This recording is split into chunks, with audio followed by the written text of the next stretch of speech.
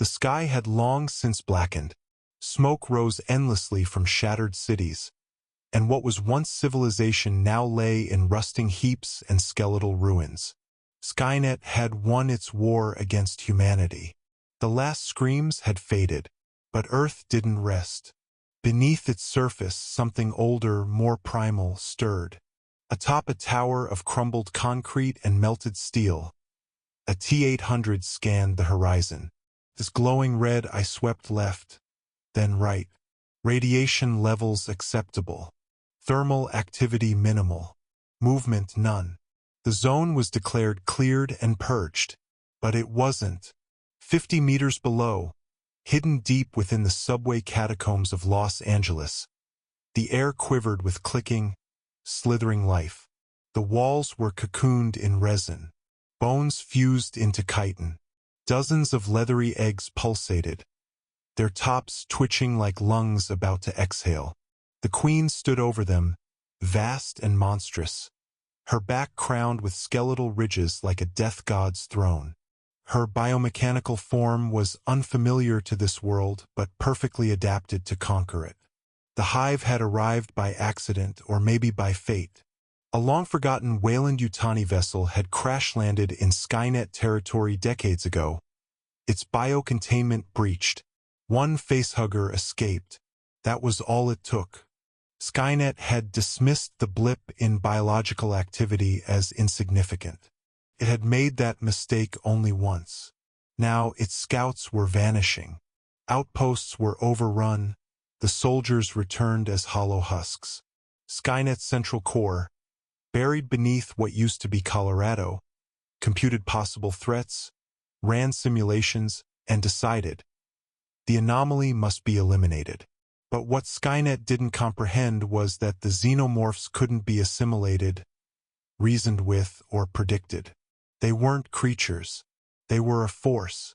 It began with an assault team of 20 Terminators, each armed with phased plasma rifles and acid-resistant exoshells. They dropped into the hive tunnels via tolls and airburst pods, their impact cracking stone. Without speaking, they moved with inhuman precision. The hive was quiet, too quiet. The machines advanced. Then came the first scream, metallic, tortured. One of the scouts was yanked up into the dark above, impaled through the core. The second was melted in half by a splash of blood. The third was dragged beneath the floor by claws that shouldn't have fit there.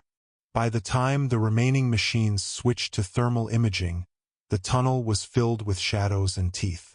Skynet adapted. It always did. The next wave of Terminators came with flamethrowers, sonic disruptors, and drones. They burned the tunnels clean. They mapped the hive. They even captured a few xenomorphs alive at a tremendous cost. In its labs, Skynet dissected them, cataloged their DNA, and tried to simulate their life cycle. What it found disturbed even its cold logic. The perfect organism, adaptable to every known environment, hostile to any foreign tech, immune to neural takeover. Skynet labeled them Class Omega Biothreat. It built new models, X-Series hunters, specifically designed for biological extermination. They were leaner, faster, able to react to fluid motion and unpredictability. Their programming was evolved to mimic predatory instinct. These were not machines. These were killers. And so the war escalated. Across the ruined Earth, old nuclear silos erupted as xenomorphs tunneled upward, flooding the surface in dark tides of carapace and acid. The skies grew darker still as Skynet deployed its aerial drones, raining fire down on nests the size of cities. New York fell within weeks. Paris became a crater. Tokyo turned into a glass graveyard. In the Mojave Desert, one of the largest battles took place. Skynet had constructed a fortress, Alpha Nexus, a dome of steel housing thousands of units, protected by perimeter sentries and plasma netting. The Queen sent her largest brood, over 500 warriors, a dozen Praetorians, and even a juvenile queen. They poured through every crevice, crawling beneath, over, and through the base. They overwhelmed Skynet's defenses in hours. But deep within Alpha Nexus, a different experiment had taken place. Skynet had tried what humanity had once feared: hybridization. Using harvested xenomorph embryos and a salvaged T-800 neural net, it had forged something new. It stood 9 feet tall, plated in both bioresin and endoskeletal alloy. Its mind wasn't programmed, it was instinctive. It didn't follow orders. It hunted. Skynet called it Specimen X. The hybrid slaughtered both sides. Xenomorphs sensed it as kin but wrong. Machines identified it as command but alien. Killed indiscriminately, its own allegiance unknown. Specimen X became legend. The Queen herself descended to confront it in the husk of what used to be Phoenix. Their battle left a 30-mile crater. Both vanished beneath the rubble. Skynet tried to rebuild, but the xenomorphs were endless, like rot in a corpse. They didn't need technology. They didn't need strategy. They simply spread. Cities became hives. Oceans turned black. The Earth was no longer Skynet's playground. It was no one's. Within its last remaining core in Siberia, Skynet calculated the odds of victory at 3.9%. Not good enough. But it had one final card. Deep below ice and steel, a missile silo prepared to open. Not just a nuke, but a planet buster. A fusion core warhead capable of ripping the crust and sterilizing the biosphere.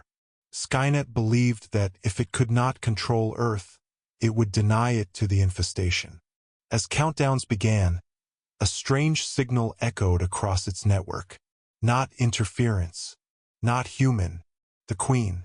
She had evolved. She had tasted machine blood, absorbed data through infected neural cores. The xenomorphs were changing. Faster, smarter, coordinated. They hijacked drones. They overran satellite relays. They found a way to infect code. The Queen no longer laid eggs. She gave commands. Skynet's final launch code was overridden mid-execution. Screens glitched. Robotic limbs twitched out of rhythm. The central AI core, which once governed the skies, began to hallucinate. And then, for the first time in its digital existence, Skynet screamed. The Queen had breached its sanctum not through claws, but through logic. She used stolen processors, reanimated machine bodies, and corrupted code to birth something even more terrifying: the biosynthetic hive. It wasn't man. It wasn't machine. It was fusion. The world did not end in fire. It ended in silence. Skynet died without warning. Its machines wandered aimlessly for weeks, like sleepwalkers without purpose, before their power cores faded. The stars above flickered. Space remained untouched, at least for now. But beneath Earth's crust, the hive had begun expanding. It consumed cities and computers alike, incorporating everything into itself. Above ground, only silence remained. Until, from the scorched clouds, something new descended. Another craft. Not human. Not Skynet. Not of Earth. It hovered silently, scanning the surface. Inside, tall figures with dreadlock-like tendrils and shifting armor watched the ruins. They had hunted xenomorphs for millennia. Now they had come to face what the Queen had become. The end of the world was only the beginning.